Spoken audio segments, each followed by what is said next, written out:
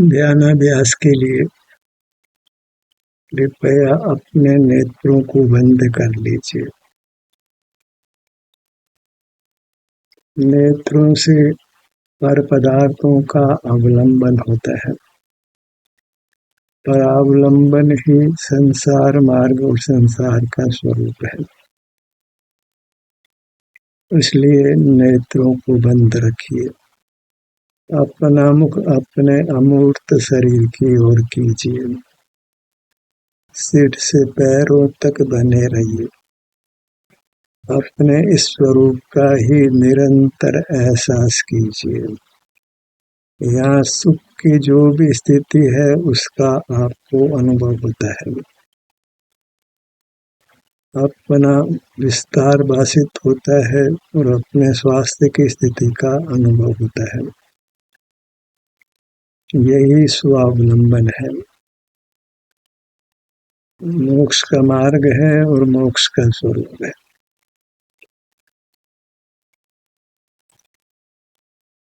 बाह्य पदार्थों को विषय करते हुए हम परावलंबी होते हैं, संसार मार्गी होते हैं और उसके फल में नाना दुख भोगते हैं। जब तक पर पदार्थों का अवलंबन रहेगा तब तक दुख रहेगा।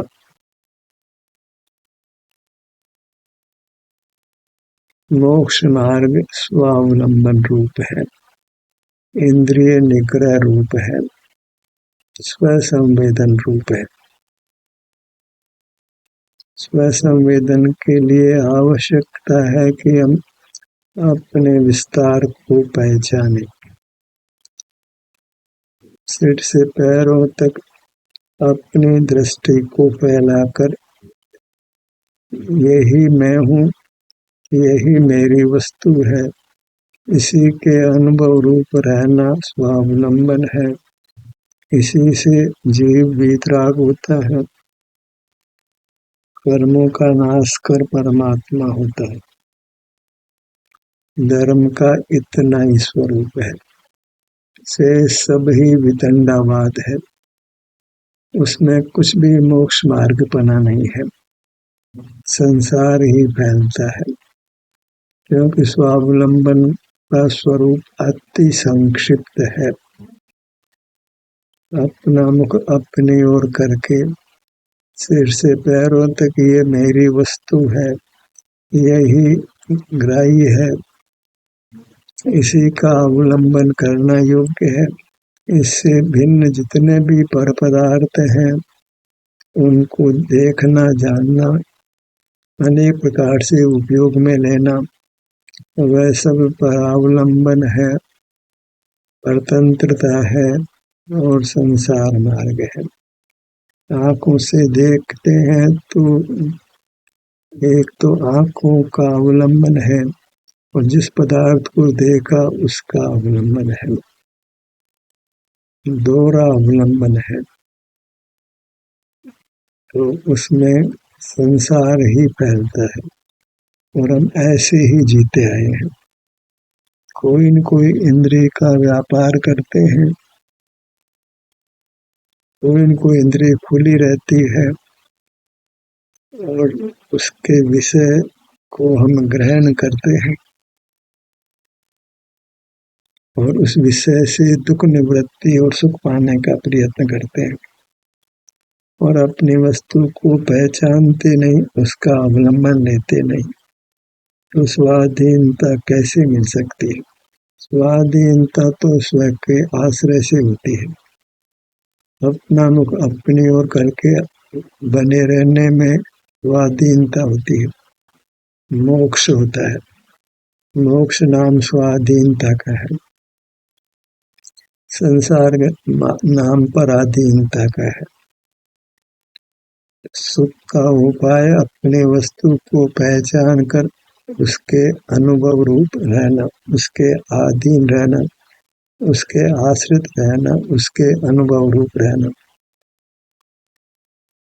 सिर से पैरों तक ही बने रहना वह स्वावलंबन है, मोक्ष का मार्ग है। सुखी होने का मार्ग है। ये तो नहीं करते और इंद्रिय द्वारों को खुला रखकर इंद्रियों के विषयों में ही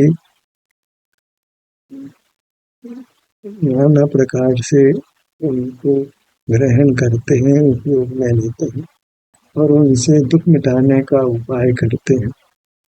उसको अपनी संपत्ति मानते हैं, उद्गल को ही सार मानते हैं, सुख का साधन मानते हैं और उससे ही परस्पर एक दूसरे को धनवान कह के बड़ा मानते हैं। जिसने जितने धन को जोड़ा, जितना विषयों का अवलंबन लिया, वह उतना बड़ा आदमी है। परावलंबी को हम अच्छा मानने लगते हैं। ये खबर ही नहीं है कि वो परावलंबन से कर्म बांध कर शीघ्र ही घोर दुख में पड़ने वाला है। 4 दिनों की चांदनी और फिर अंधेरी रात। कितने सेलिब्रिटीज को हमने दुख पाकर मरते हुए देखा है, उनका अंत अत्यंत बुरा देखा है। ऐसे बाह्य उपलब्धियों का फल दुख ही है। नाम पा लेना, पैसा पा लेना, उसी के लिए सतत प्रयत्नशील रहना, अधिकार पा लेना, खबर ही नहीं है कि इसका अंत अत्यंत दुखद होने वाला है। हम अपने हाथों से अपने बदन में आग लगाते हैं, दुखों की खान खोलते हैं, परावलंबी होकर। पर पदार्थों का संग्रह कर हम अपने को सुखी मानते हैं, बड़ा मानते हैं, अपराध करते हैं और बड़ा और मानते हैं। क्योंकि पर का ग्रहण करना अर्थात पर को देखना, जानना, उनको किसी प्रकार से उपयोग में लेना, ये अपराध है, ट्रेसपास है, दूसरे की सीमा में जाना है, उसकी स्वाधीनता को भंग करना है। पर के साथ किसी प्रकार का व्यवहार वह परावलंबन है। उसको देखते जानते हैं, वहीं से परावलंबन शुरू हो जाता है और जीव स्वावलंबन से, स्वाधीनता से, मुक्ति से, सुख से दूर रहता है। अपनी मूर्त को लक्ष्य में लीजिए और इसमें अहम पना धारण करिए, ममत्व करिए। ये मैं हूँ, ये मेरा शरीर है और यही सुख का स्रोत है, इसी के अनुभव रूप रहना है। अन्य किसी पदार्थ को न देखना जानना है, न उसका किसी प्रकार से आश्रय करना है। बाहर में किसी सूक्ष्म या स्थूल वस्तु को देखना जानना नहीं है, आश्रय करना नहीं है। तो कोई कहे कि रोटी, कपड़ा, मकान आदि कई वस्तुएं हमको प्रतिदिन चाहिए, तो उनको यही समझना है कि अपनी मूर्त के अवलंबन से फिर दुख मिटता है, तो बाह्य पदार्थों की दुख निवृत्ति के लिए आवश्यकता ही नहीं रहती है। हम बाह्य पदार्थों का ग्रहण करते हैं, दुख लगता है। भोजन करते हैं क्योंकि भूख लगती है, भोजन नहीं करें तो कमजोरी आती है। पर भोजन नहीं करें, भूख नहीं लगे, भोजन नहीं करें और कमजोरी भी नहीं आए, तो फिर भोजन की क्या आवश्यकता है?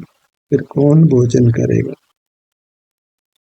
अपनी मूर्त का अवलंबन लेते हैं तो क्षुधा पर विजय प्राप्त होती है, कमजोरी भी नहीं आती है, सुख ही बढ़ता है, भोजन की आवश्यकता नहीं लगती है, तो वही सुखी होने का मार्ग है। ऐसे ही सर्व पदार्थों के लिए समझ लेना है। अनुभव से कोई तकलीफ ही नहीं रहती है कि उसको मिटाने के लिए परद्रव्य का आश्रय किया जाए। जैसे कोई बीमार नहीं पड़ता है तो दवा का सेवन नहीं करता है, उसको दवा की आवश्यकता नहीं होती है। गर्मी के मौसम में कोट कौन पहनता है? सर्दी के मौसम में एसी कौन चलाता है? जब अनुभव से इंद्रियों पर इतनी विजय हो जाती है कि उपयोग बाहर नहीं आता और सर्दी गर्मी का भी भान नहीं होता, तो फिर भला हीटर कौन चलाए, एसी कौन चालू करे? हमने उस स्थिति की कल्पना ही नहीं की। या स्वानुभव से भूख ही नहीं लगती, कमजोरी भी नहीं आती, तो भोजन कौन करेगा?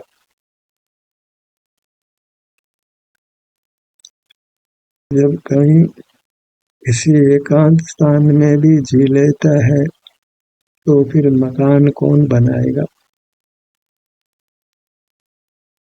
जब स्वानुभव से सुख मिल जाता है तो परिग्रह कौन करेगा? परिग्रह तो तब करते हैं जब दुख होता हो, उस निवृत्ति के लिए हम परिग्रह का आश्रय करते हैं। पर स्वानुभव से ऐसा अनुपम अद्भुत सुख मिलता है कि किसी बाह्य पदार्थ का अवलंबन लेने की आवश्यकता ही नहीं रहती है। स्वावलंबन करके देखिए तो पांव से मस्तक तक इस मुहूर्त से जरा जुड़कर देखिए तो कि जीवन में अमृत खुलता है या नहीं खुलता है।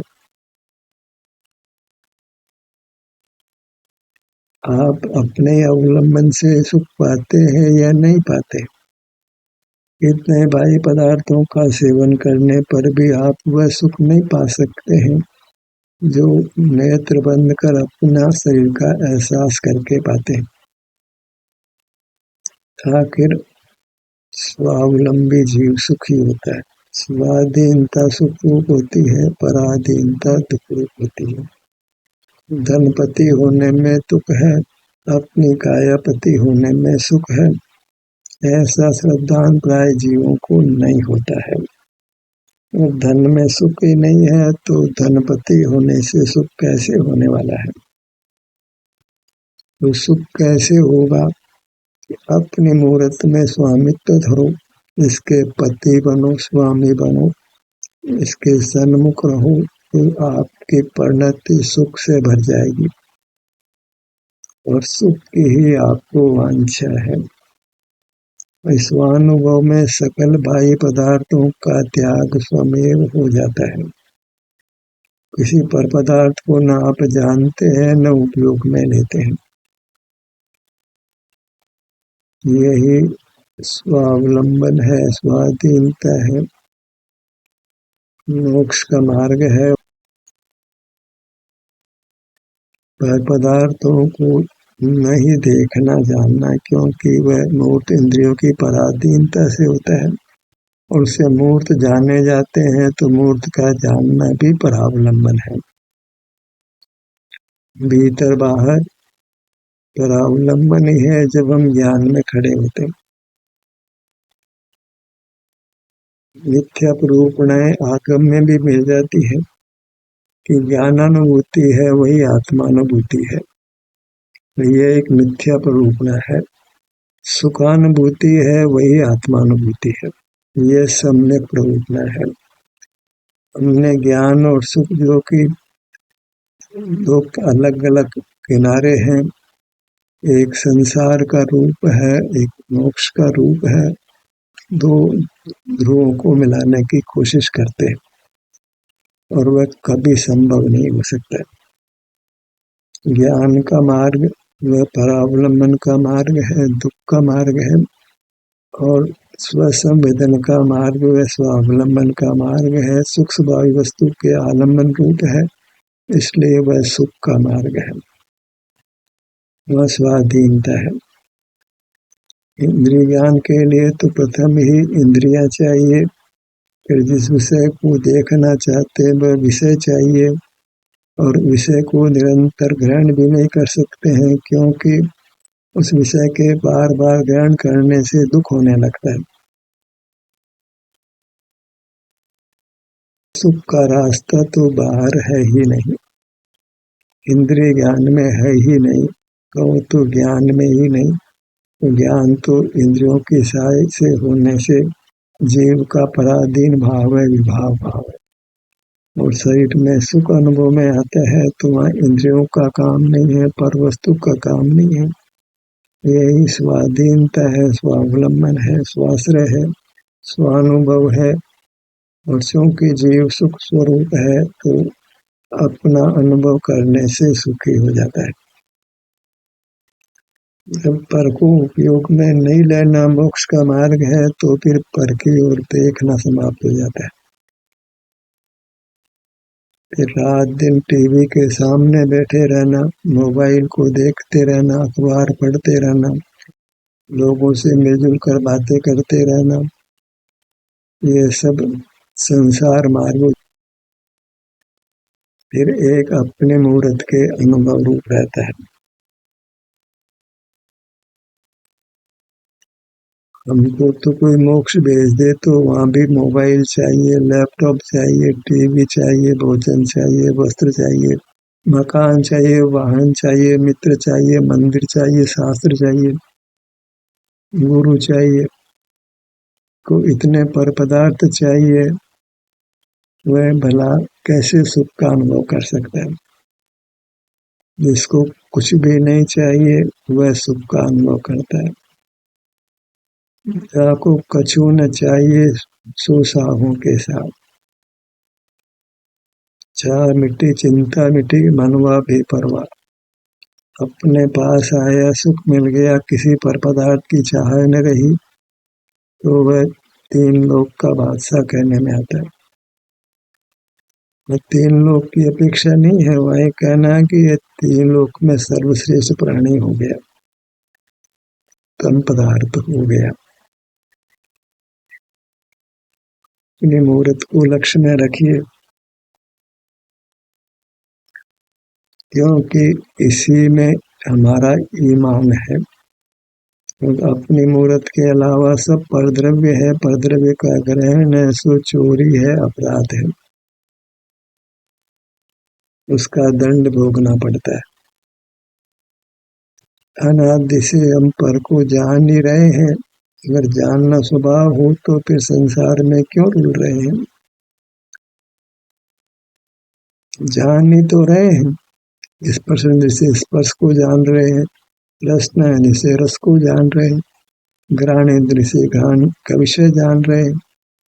फिर विषय सुख होता है तो दूसरी बात है, दुख होता है दूसरी बात है। जान तो रहे हैं, ज्ञान तो कर रहे हैं, तभी तो विषय सुख दुख होता है और कर्म का बंध होता है। तो मूल में जो दुख का कारण है वह तो ज्ञान ही है। ज्ञान का अनुभव वही दुख का अनुभव हुआ, ज्ञानानुभूति है वही दुखानुभूति है। ज्ञान में खड़ा हुआ जीव भी चार गतियों में परिभ्रमण कर रहा है। कुत्ता भी ज्ञान कर रहा है, बिल्ली भी ज्ञान कर रही है, मक्खी मच्छर भी ज्ञान कर रहे हैं, और ये मनुष्य होकर भी ज्ञान कर रहा है। तो इस मनुष्य को भी मूर्ख कहते हैं। ये मनुष्य होकर भी कुछ समझा नहीं है, ज्ञान नहीं कर रहा है। कुत्ते बिल्ली जैसा ही है, मक्खी मच्छर जैसा ही है, कुछ अंतर नहीं पड़ा है, पर अवलंबन और अधिक हो गया है। कुत्ता बिल्ली पहले नरक में जाए तो यह मनुष्य साथ में नरक में जाने वाला है। कुत्ते बिल्ली को तो कुछ वस्तुओं का ही अवलंबन है, इस मनुष्य ने तो परिग्रह का भंडार खड़ा कर लिया है।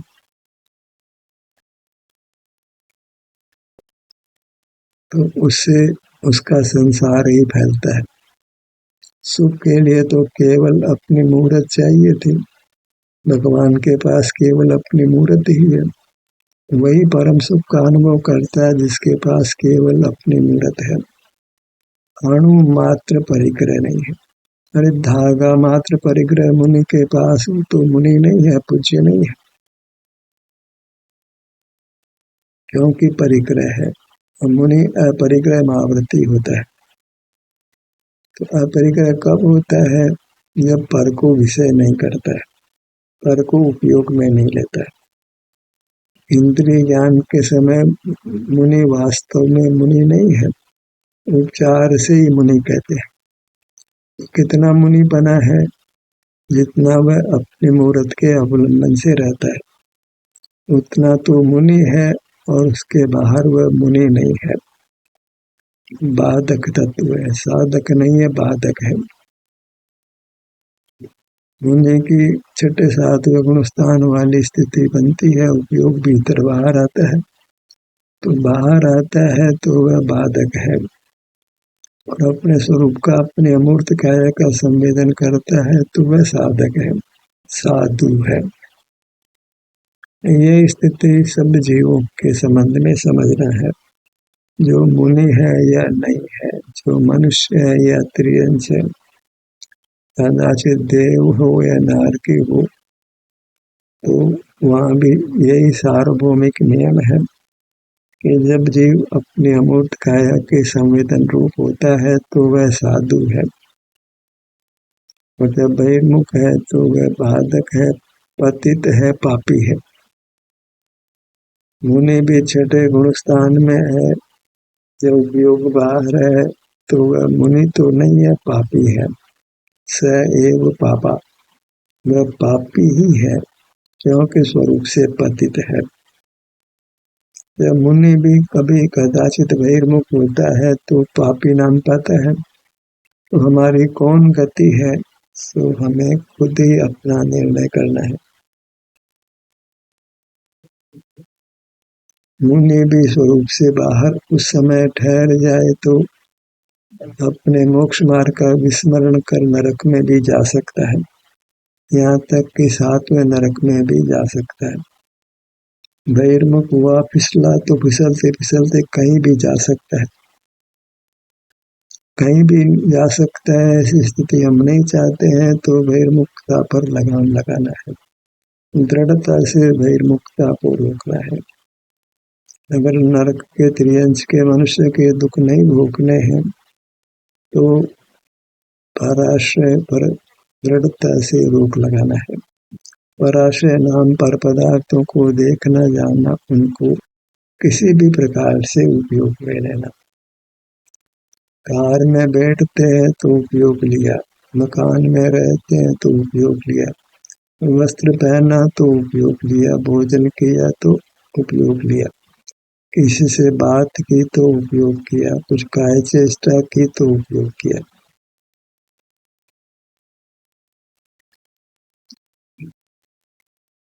कपर का उपयोग नहीं किया जब हम अपने मूर्त का, अपने अमूर्त शरीर का एहसास करते हैं। तो कब पापी नहीं है?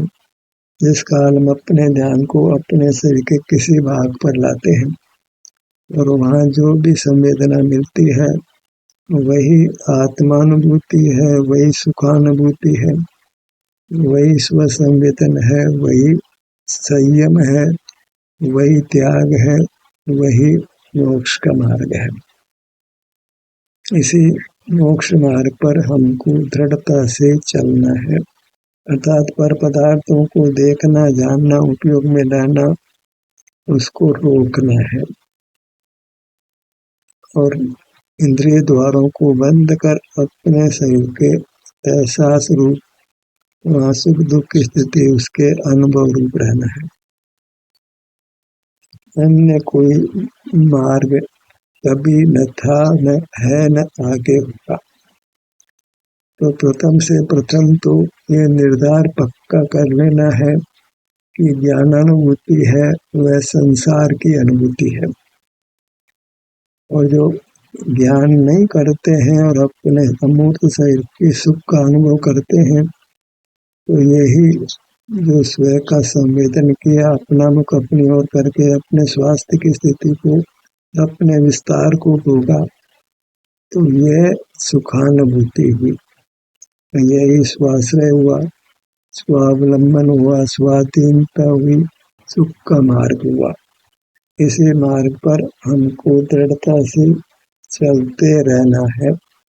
कदाचित पर को देखते जानते हैं, किसी प्रकार उपयोग में लेते हैं तो उसको कालकूट विष जानकर ही ग्रहण करना है। अर्थात इसके फल में महान दुख होने वाला है। आँखें खुली है, कान से सुन रहे हैं, वस्त्र पहन रहे हैं, भोजन कर रहे हैं, तो इस सब का फल दुख ही है। यहाँ तक कि जिन प्रतिमा को देख रहे हैं, अभिषेक देख रहे हैं, पूजन कर रहे हैं, स्वाध्याय कर रहे हैं, कहीं तीर्थ पर जा रहे हैं कि दान कर रहे हैं, दया कर रहे हैं, औषधालय खोल रहे हैं, जगत का उपकार कर रहे हैं, और नहीं तो धर्म का प्रचार ही कर रहे हैं, धर्म की प्रभाव नहीं कर रहे हैं। यह सब एक पाप की कोटि में रखना है। तभी अंतर में स्थिति होकर हम कर्मों का नाश कर परमात्मा पद पा सकते हैं। ज्ञान का सत्र यही समाप्त होता है। आपकी सहभागिता के लिए धन्यवाद।